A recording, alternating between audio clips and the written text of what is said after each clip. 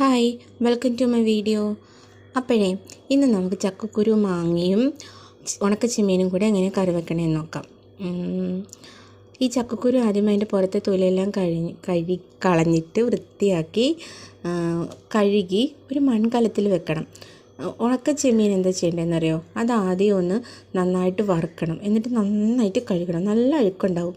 അത് എന്നിട്ടൊന്ന് കുത്തി ഉടച്ചിട്ട് ചക്കക്കുരുവിൻ്റെ ഒപ്പം ഇട്ട് മൺകലത്തിൽ വെക്കണം. അതിൻ്റെ ടേസ്റ്റ് അറിയണമെങ്കിൽ അതുമാതിരി വിറകടുപ്പാണെങ്കിൽ സൂപ്പറായിരിക്കും.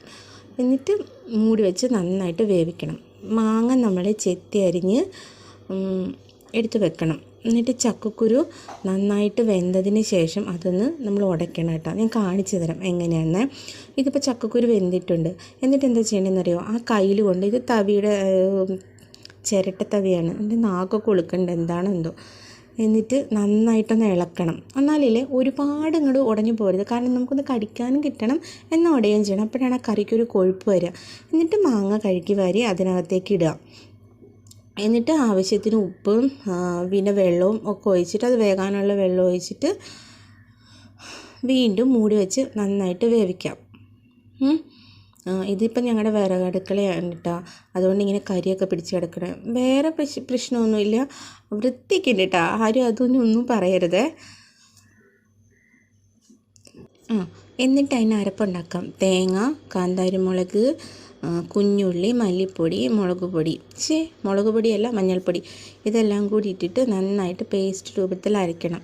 ഇവിടെ എൻ്റെ അമ്മ ആണെങ്കിൽ ഇതെല്ലാം അതിൻ്റെ മുഴുവൻ മല്ലി, വറ്റൽമുളക് ഉണങ്ങിയിട്ട് എന്നിട്ട് കഴുകി ഉണങ്ങി അങ്ങനെയൊക്കെയാണ് എടുക്കണത്. പൊടിയൊന്നും അമ്മ യൂസ് ചെയ്യില്ല. എന്നിട്ട് അതെല്ലാം കൂടെ നന്നായിട്ട് അരച്ച് അപ്പോഴത്തേക്കും മാങ്ങ വെന്തിട്ടുണ്ടാകും, അതിനകത്തേക്ക് ചേർക്കണം.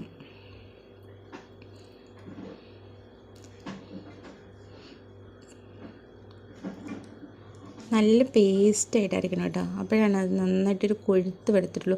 അതുപോലെ എന്താ പറയുക, നന്നായിട്ട് ലൂസായിട്ട് വേണമെന്നൊരു വെള്ളം ആഡ് ചെയ്യണം. എനിക്ക് നല്ല കൊഴുത്തിട്ട് നല്ല പുളിയൊക്കെയുള്ള മാങ്ങയാണ് ഇഷ്ടം, അങ്ങനെയുള്ള കറിയാണ് ഇഷ്ടം. ഇതിനൊരു കാര്യം മിസ്സിങ് ആണ്. എന്താണെന്നറിയോ? മുരിങ്ങാക്കോലും കൂടെ വേണം. ഇവിടെ മുരിങ്ങാക്കോല് കിട്ടിയില്ല. പിന്നെ അത് തിളച്ച് കഴിഞ്ഞ ശേഷം നമ്മൾ കടുക് വറുത്തിടുക. കുഞ്ഞുള്ളിയും വറ്റൽമുളകും കറിവേപ്പിലയും കൂടി, എനിക്ക് വറ്റൽമുളകില്ലായിരുന്നു കേട്ടോ, അത് വറുത്തിട്ട് ചട്ടിയിൽ ഒഴിച്ച് എടുത്ത് വയ്ക്കുക. എന്നിട്ട് ഇത് നല്ല ചൂട് കുത്തരിച്ചോറിൻ്റെ കൂടെ നല്ല ഉണക്കമീൻ വറുത്തതും കൂട്ടി കഴിക്കണം. അതാണ് അതിൻ്റെ ഒരു ടേസ്റ്റ്. ഉണക്കമീൻ മസ്റ്റാണ്, സൂപ്പർ ടേസ്റ്റാണ്. അപ്പോൾ അത്രയേ ഉള്ളൂ. ശരി, ടാറ്റാ.